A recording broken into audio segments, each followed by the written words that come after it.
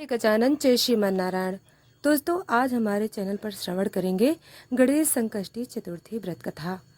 दोस्तों, हमारे भक्ति वीडियो को आप तक पहुंचाने के लिए आप वीडियो को लाइक और चैनल को सब्सक्राइब करें।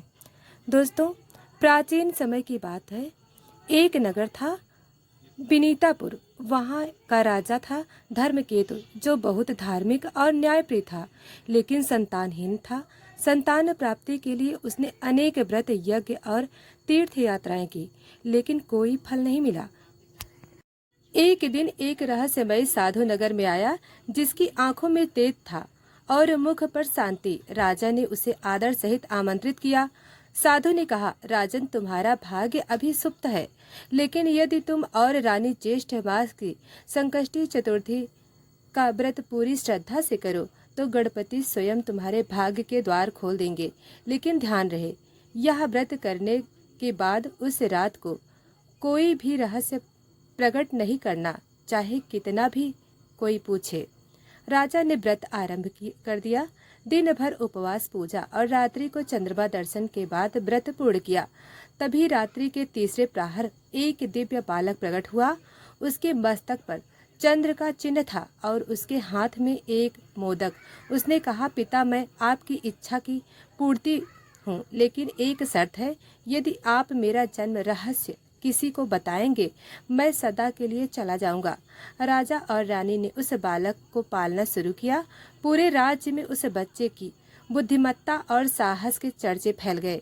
लेकिन एक दिन शत्रु राज्य से आए दूत ने कहा, इतना तेजस्वी बालक तुम्हारा पुत्र कैसे हो सकता है, जबकि वर्षों तक तुम्हारे पास कोई संतान नहीं थी। राजा चुप रहा, लेकिन रानी इस संदेह से दुखी हो गई और उसने बालक से प्रश्न कर डाला। बालक ने कुछ नहीं कहा, सिर्फ मुस्कुराया और अंतर ध्यान हो गए। राजा रानी विलाप करने लगे। उसी क्षण वही साधु प्रकट हुआ और कहा, गणेश संकष्टी चतुर्थी का व्रत न केवल संकटों को दूर करता है, बल्कि जो व्यक्ति मौन और श्रद्धा से इसे करता है, इसके जीवन के रहस्य स्वयं गणपति सुलझाते हैं। आपने तो व्रत किया, पर रहस्य बनाए नहीं रखा। राजा ने पुनः व्रत करना शुरू किया। हर मास की संकष्टी चतुर्थी को वर्षों बाद उसी बालक ने पुनः जन्म लिया, इस बार पूरे वैभव और कीर्ति के साथ। दोस्तों, गणेश संकष्टी चतुर्थी व्रत न केवल बाधाओं को दूर करता है, बल्कि आत्मनियंत्रण और मौन विश्वास की परीक्षा भी है। इस व्रत को सच्ची निष्ठा से जो करता है, उसके जीवन की गुत्थियां स्वयं गणपति सुलझाते हैं। दोस्तों, अब आइए श्रवण करते हैं चमत्कारी संतान प्राप्ति से जुड़ी गणेश संकष्टी चतुर्थी व्रत कथा।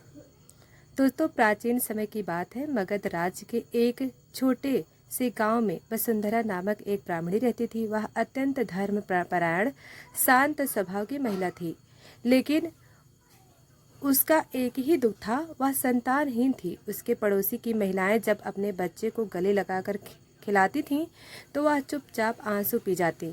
एक दिन गांव की एक बूढ़ी महिला आई। उसके पास एक चमकता हुआ ताबीज था। वह बोली, बेटी, तेरा दुख मैं जानती हूँ, पर तेरी गोद तभी भरेगी जब तू ज्येष्ठ मास की संकष्टी चतुर्थी व्रत का पूरी श्रद्धा से पालन करोगी। 3 मास तक यह शर्त है कि व्रत के दौरान तुझे अपनी इच्छा किसी को बतानी नहीं है, ना पति को, ना बहन को, ना भगवान को।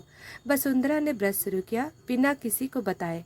वह चुपचाप हर संकष्टी को उपवास करती, पूजा करती, रात को चंद्रमा को अर्घ्य देती, बस मौन प्रार्थना करती।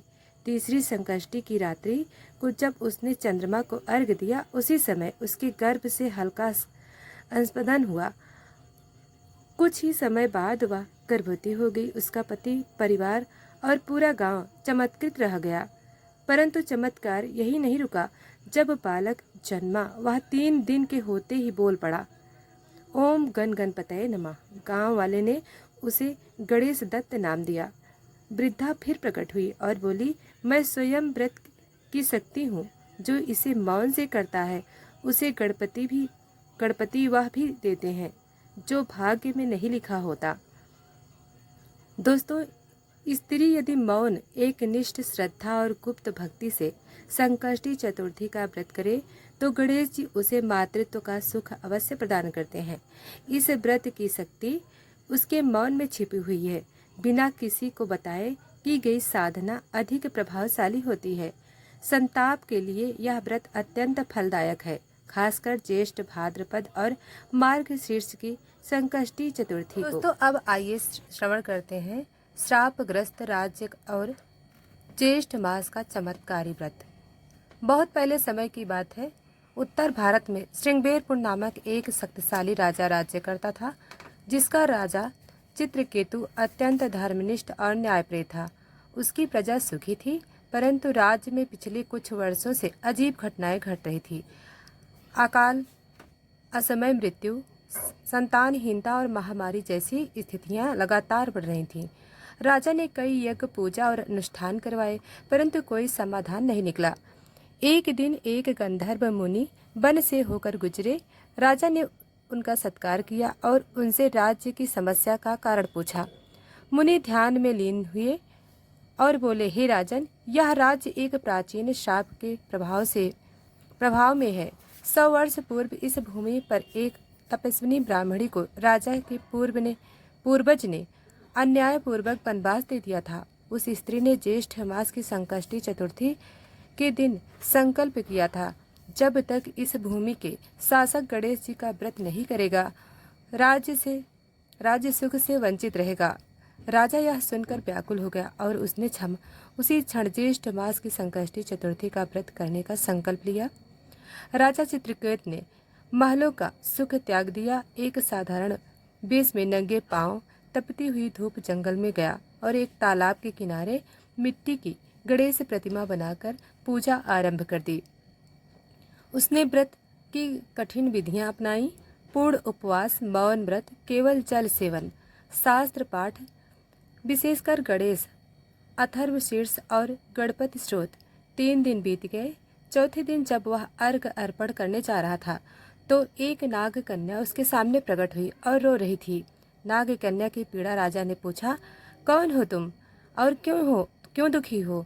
नाग कन्या बोली, मैं इस तालाब की रक्षिका हूँ। तुम्हारे पूर्वजों के अधर्म के कारण मुझे इस जल में बांध दिया गया है, परंतु मुझे मुक्ति तभी मिलेगी जब कोई शुद्ध हृदय राजा ज्येष्ठ मास में गणेश व्रत करेगा। राजा की आंखें भर आईं। उसने उस दिन और भी कठिन व्रत किया। रात भर जागरण तप करता रहा। अगली सुबह जब वह आखिरी बार अर्घ्य देने को चंद्रमा को देखने लगा, तो आकाश में दिव्य प्रकाश फैल गया। गणेश जी स्वयं मूर्ति से प्रकट हुए।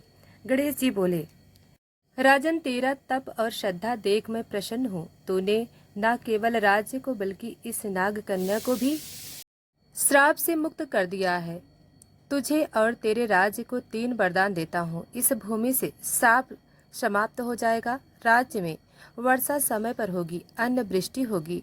जो कोई भी ज्येष्ठ मास की संकष्टी चतुर्थी को व्रत करेगा, उसके 7 जन्मों के दोष समाप्त होंगे। राजा नतमस्तक हो गया। उसी क्षण आकाश से पुष्प वर्षा हुई। तालाब से दिव्य संगीत उठने लगा और नाग कन्या तेज में विलीन हो गई। उसके बाद चित्रकेतु ने राज्य में यह व्रत पूरे समाज में प्रचलित कर दिया। हर परिवार ने संकष्टी व्रत आरंभ कर दिया। परिणाम स्वरूप भूमि उपजाऊ हो गई, महिलाएं गर्भवती होने लगीं, रोगी ठीक होने लगे और संतानहीन परिवारों में किलकारियां गूंजने लगी। गांव-गांव में गणेश जी की मिट्टी की मूर्ति बनाकर उनकी पूजा की जाने लगी। चतुर्थी के दिन घरों में मोदक, दूर्बा और सिंदूर से विशेष पूजा की जाती है। दोस्तों, यदि यह व्रत श्रद्धा, मौन, संयम और सेवा भावना से किया जाए तो न केवल भक्ति को बल्कि पूरे परिवार, समाज और राज्य को उन्नति की ओर ले जाता है। गणेश जी की कृपा को पाने के लिए कोई यज्ञ, हवन या महल की आवश्यकता नहीं है। केवल पवित्र हृदय और सच्ची निष्ठा चाहिए। दोस्तों, इस कथा के बाद संकष्टी चतुर्थी को एक उपाय मात्र नहीं बल्कि संकल्प और चेतना का पर्व माना जाने लगा। ज्येष्ठ मास के जो भी व्यक्ति यह व्रत करता, विशेषकर शुद्ध मन और गुप्त भावना से उसके जीवन के सभी संकट, मानसिक बोझ और बाधाएं गणपति अपने आप दूर कर देते हैं।